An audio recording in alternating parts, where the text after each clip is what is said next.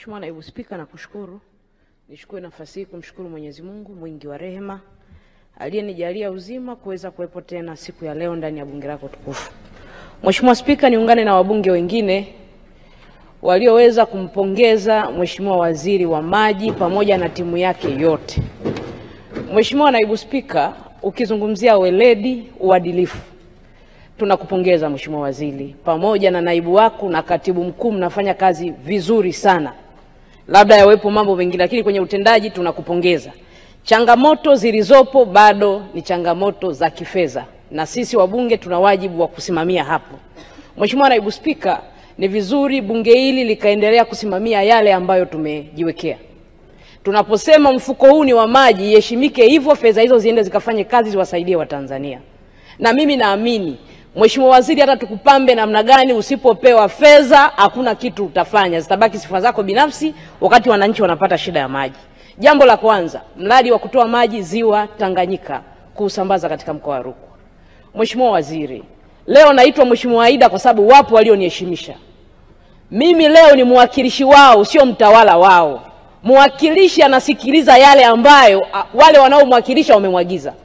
Jambo la kwanza nimelizungumza miaka 5 pamoja na serikali kupeleka miradi mbalimbali wilaya ya Nkasi. Bado ndani ya mamlaka mji mdogo upatikanaji wa maji leo ulikuwa unazungumzia ilani hapa ni 49% peke yake. Nini tunaweza kufanya kumaliza changamoto hii? Ni kutoa maji ziwa Tanganyika. Na jambo hili linahitaji dhamira ya dhati tu kuweza kumaliza changamoto hii. Na mimi leo natamani kufahamu na wanankansi wajue, kwa sababu ndio bajeti yako ya mwisho kwenye bunge hili, jambo hili limefikia wapi, ili tuweze kujua linawezekana ama la. Najua huu ni mradi wa muda mrefu, lakini tuna miradi ya muda mfupi. Mheshimiwa Naibu Spika, changamoto ambayo imejitokeza kwa nchi za Marekani, wadau wetu wa maendeleo, imeasili mpaka miradi ya maji kwenye nchi yetu. Mkoa wetu wa Rukwa na wilaya Nkasi, sisi tulibahatika kupata miradi hii 5 katika vijiji 11. Sasa miradi hiyo imesimama kulingana na maamuzi ambayo wameyafanya wao. Na wewe unajua, mtegemea cha jirani, tegemea cha ndugu, ndio hivyo. Natamani utakapokuja hapa utuambie serikali ibebe mzigo huu. Tunahitaji kupata commitment ya serikali. Tumeenda kuahidi wananchi, wana matumaini makubwa. Hatuna jambo lolote la kuwaeleza zaidi ya nyinyi serikali kubeba jukumu hili baada ya Marekani kuweza kujitoa na miradi imesimama. Na miradi hiyo, kwa mfano upande wa vijiji hivyo 11, gharama yake ilikuwa ni dola milioni 2,768,180 kwa vijijini peke yake. Mamlaka ya mji mdogo, mradi wa ujenzi wa mtambo wa kutibu maji taka na Manyele ni bilioni 1,738,519,400. Tunatamani hilo ulijue. Lakini mradi wa pili ni wa uchimbaji wa vile visima vitatu, ambao gharama yake ni milioni 200,117,675. Mradi huu matumaini ya Watanzania wa Nkasi ni makubwa sana. Kwa hiyo gharama ambayo tunahitaji kwenye mamlaka peke yake ni bilioni 2,367,316,286,000. Tunatamani kujua Mheshimiwa Waziri, baada ya watu hawa kusimama na miradi hii haiendelei, serikali inasema nini kuendeleza miradi hii? Mradi mwingine ni ujenzi wa bwawa la maji safi na Manyele. Gharama yake ni bilioni 5,670,000. Nikushukuru Mheshimiwa Naibu Waziri, ulifika pale kwa niaba ya wizara. Na nikwambie Mheshimiwa Waziri, naibu wako anafanya vizuri, anapokwenda sehemu anakuwakilisha vizuri sana. Na alipofika kuna mambo yamefanyika.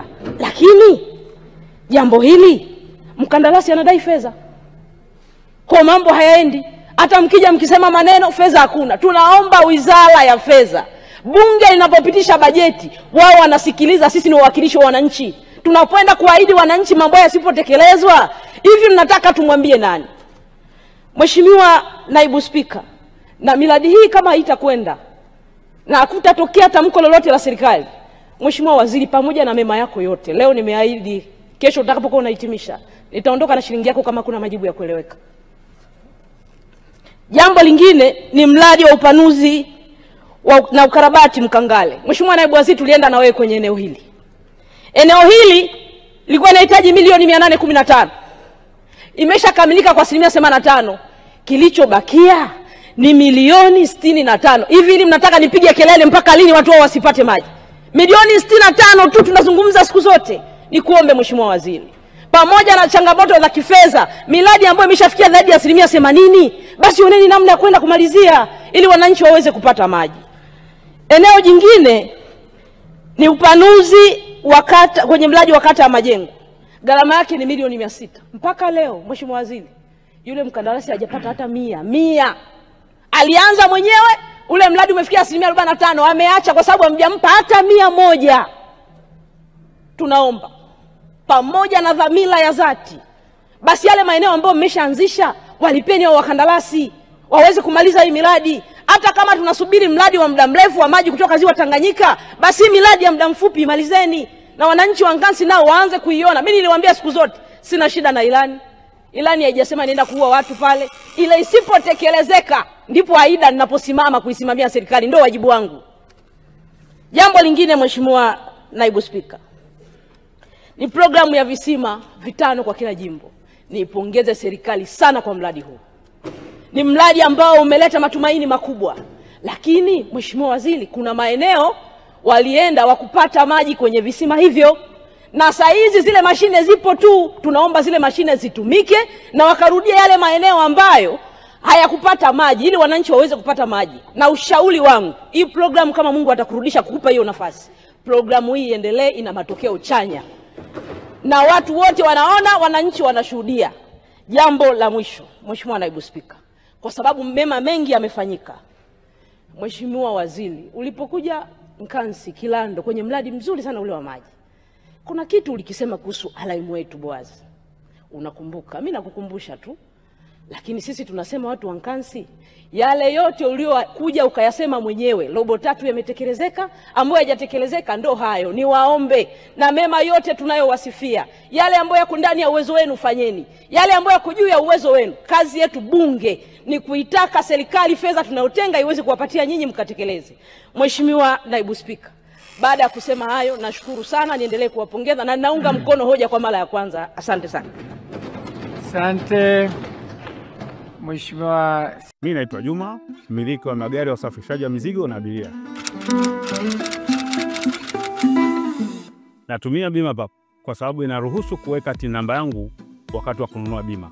Inafanya iwe rahisi kudai vati kutoka TRA kwa kutumia hati hiyo hiyo ya bima. Uwezo wa kupata mkopo bwana. Hii inasaidia sana kugharimia mambo mengine ya uendeshaji hata kama bajeti inabana. Tumia Bima Pap kwa kupiga *150*51 alama ya reli, au kwa WhatsApp tuma neno Bima Pap kwenda namba 0764166066 ujipatie bima. Bima Pap, urahisi wa maisha.